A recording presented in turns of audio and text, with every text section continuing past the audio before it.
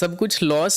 मोनू कुमार, देखो आपने सब कुछ लॉस किया है। सब कुछ का मतलब क्या क्या होता है ये आपको डिसाइड करना पड़ेगा कि लाइफ में आपने लेट्स से आप कुछ सर्टेन कैपिटल आप पैसा कमाए थे और वो पैसा आपने लॉस कर दिया, तो वो आपका सब कुछ नहीं हो सकता है। ठीक है, और भी लाइफ होता है। अभी आप जिस भी एज में होगे, 24, 25, 26 या फिर 30, जिस भी एज में आप होगे, अभी लाइफ बहुत लंबी है। अमीर होने के लिए 1 या 2 साल चाहिए होता है।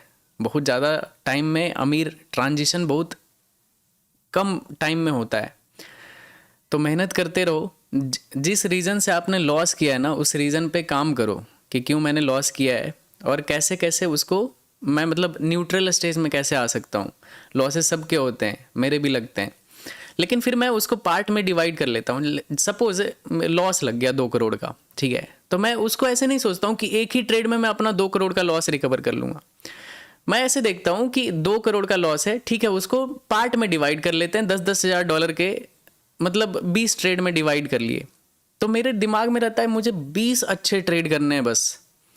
ठीक है, एकदम बिल्कुल high quality trade with 1:2 risk reward, कि अगर गया तो $5,000 गया, आया तो $10,000 गया आएगा।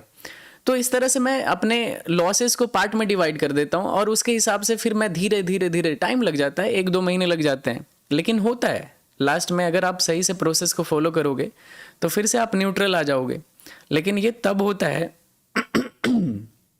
ये तब होगा आपके साथ जब आपके पास कोई सोर्स ऑफ इनकम होगा, ठीक है, बैक में। नहीं तो आप रिस्क ले नहीं पाओगे। अगर आपके पास जितना है उतना आपने उड़ा दिया तो फिर आप सस्टेन कैसे करोगे? लाइफ में जीने के लिए भी तो पैसा चाहिए। तो उसके लिए पहले आपको काम करना चाहिए, फिर धीरे धीरे छोटे छोटे रिस्क लेना शुरू करो और देखो, क्योंकि गेम से बाहर हो गए तब तो हो गए, समझ लो कि आपका गेम ओवर हो चुका है। कभी भी गेम से बाहर नहीं जाने का है, ठीक है।